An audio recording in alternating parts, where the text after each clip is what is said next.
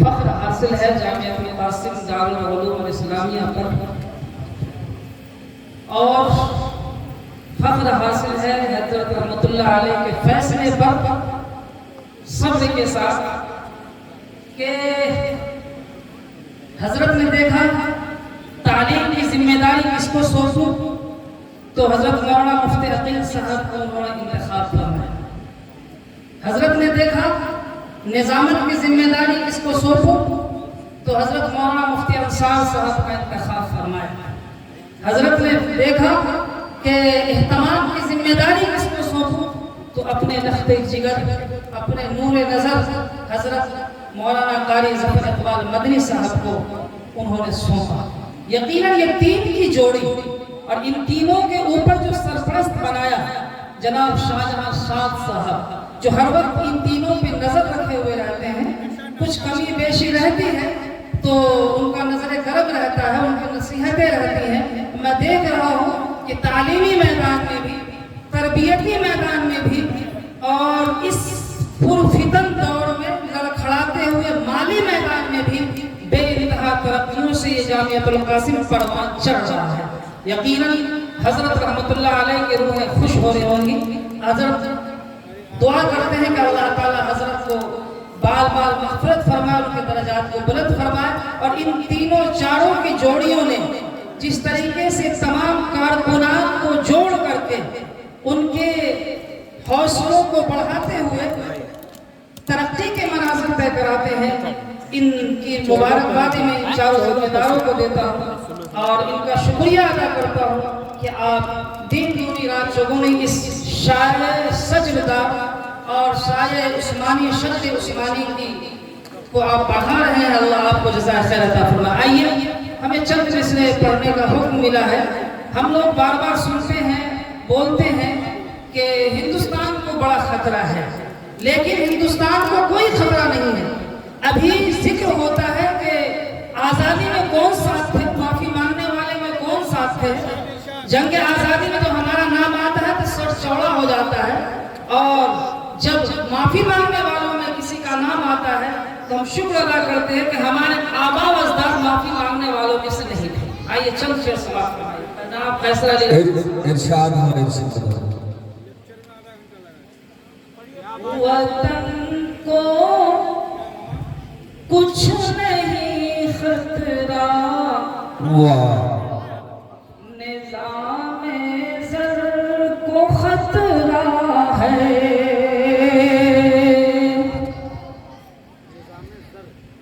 वतन को कुछ नहीं खतरा, वतन को कुछ नहीं खतरा, निज़ामे ज़र को खतरा है। वतन को कुछ नहीं खतरा, निज़ामे ज़र को खतरा है। हकीकत में जो लहज़न है, हकीकत में जो लहज़न है, उसी रहबर को खतरा है। वतन को कुछ नहीं खतरा, निज़ामे ज़र को खतरा है। इस कौम का नाम सेहत के मैदान में सब ऊंचा चढ़ने वाली शख्सियत जनाब डॉक्टर नसीर इकबाल साहब। तिजारत जिसको हमारी शरीयत ने इबादत कहा है, इबादत इस तिजारत के मैदान में मजबूत खूंटा गाड़कर उलमा के दिल में जगह जगह घिर करने वाली शख्सियत जनाब आफताब साहब। समाज फरमाए आखिरी शेर, अल वक्तु कलील वल अमल कसीर। ताज़ा शेर ताज़ा। वतन को कुछ नहीं खतरा, निज़ामे ज़र को खतरा है। हज़रत के गुज़र जाने के बाद स्टेज पर सबका बड़ा जुल्म किया जाता है, बड़े दबाव डाला जाता है। इरशाद हो, इरशाद हो। इसका शिकवा है ये अब शिकायत में क्या बात है? जो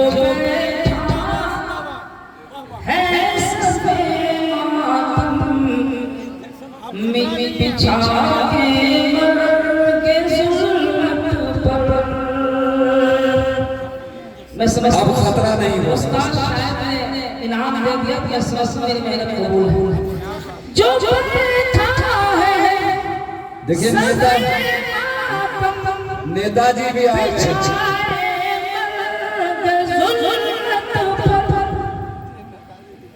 इस स्टेज से दुआएं मिल रही हैं जनाब नेताजी को। अल्लाह आगे के रास्ते को आपको आसान करे। नजमुद्दीन साहब खतरा को भाप के नेताजी भी अपना खतरा टाल लिए। जो बैठा है सब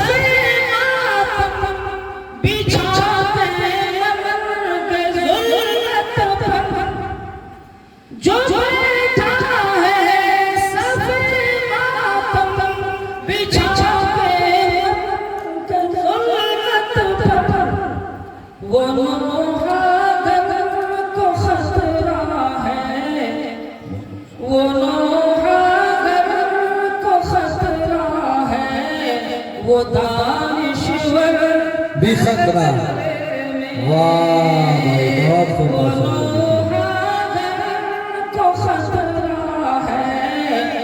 वो दानिश्वर है खतरा है। झूठ क्यों बोले फरोगे मसलहत के नाम पर। पढ़वाना समझ। झूठ क्यों बोले फरोगे मसलहत के नाम पर। जिंदगी प्यारी सही लेकिन हमें मरना तो है जिन्हें सबसे ज्यादा दावाए हुब्बुल वतन हर मौके पर हमारी हुब्बुल वतनी पे शक करते हैं और अपने हुब्बुल वतनी पे फख्र करते हैं।